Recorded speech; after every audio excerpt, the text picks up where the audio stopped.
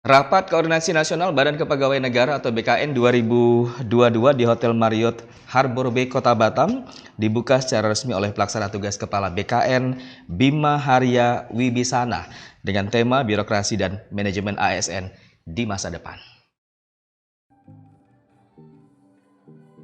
Dalam pembukaan Rakornas itu turut dihadiri Gubernur Kepri Ansar Ahmad dengan menghadirkan sejumlah narasumber berkompeten di bidangnya, antara lain dari Kemenpan RB, Perbankan, Grab Indonesia, ESG Leadership Center, dan PT Pegadaian Persero. Para JPT Madya BKN juga bakal memaparkan perspektif BKN dalam pelayanan kepegawaian. Rakornas yang diikuti seluruh instansi pemerintah di Indonesia ini berlangsung secara hibrid, offline dan online dengan menerapkan protokol kesehatan COVID yang ketat. Dalam sambutannya, Gubernur Ansar mengatakan akselerasi peningkatan kualitas ASN ini menjadi keniscayaan dan terus dilakukan Pemprov Kepri, karena Kepri adalah salah satu teras negara yang berhadapan langsung dengan negara tetangga dan pusat perdagangan dunia seperti Singapura.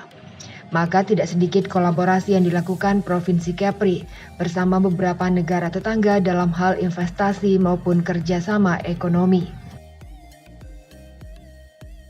Terima kasih juga kami sampaikan karena Batam ditetapkan sebagai tempat penyelenggaraan Rapor Kepegawaian tahun 2022 ini.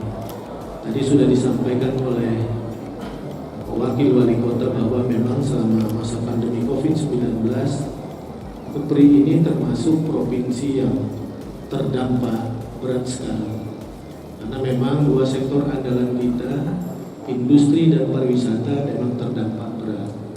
Karena hampir semua industri di Kepri ini adalah industri yang produk-produknya berorientasi ekspor. Sehingga setiap fluktuasi ekonomi karena sesuatu di luar akan memberikan dampak pengaruh yang berat bagi Provinsi Kepri.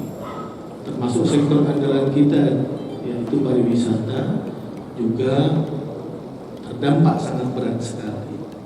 Di tahun 2019 yang lalu, sebelum masa pandemi COVID, jumlah kunjungan wisatawan mancanegara ke Kepri ini tembus ke angka 2.967.000 wisatawan. Kita menempati urutan kedua setelah Bali.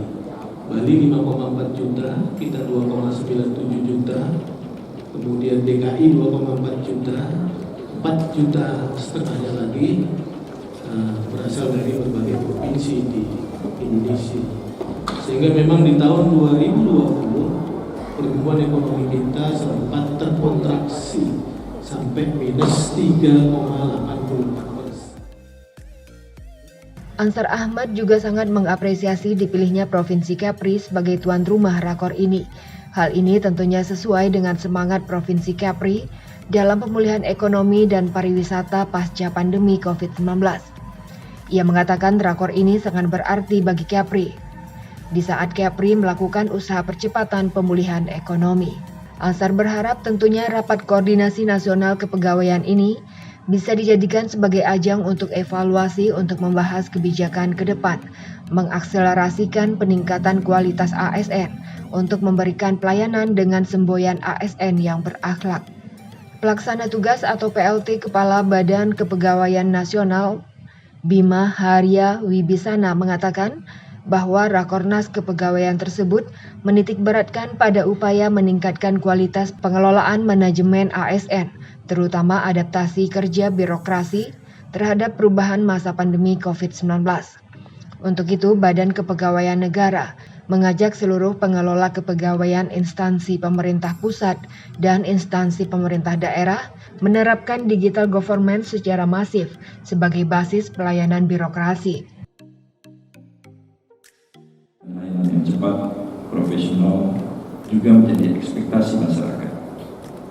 Begitu juga dengan sistem birokrasi di pemerintahan yang akan dikembangkan harus dapat menjawab kebutuhan masyarakat yang semakin cerdas dan berkemampuan digital, literasi yang baik, birokrasi yang profesional dengan memanfaatkan secara penuh teknologi digital, memerlukan kesiapan sumber daya baik infrastruktur teknologi informasi dan komunikasi maupun SDM yang handal. dan adaptif dengan perkembangan dan perubahan zaman. Ia berharap melalui Rakornas ini terbentuk kolaborasi yang kohesif dan sharing of knowledge terkait birokrasi dan manajemen ASN di masa depan.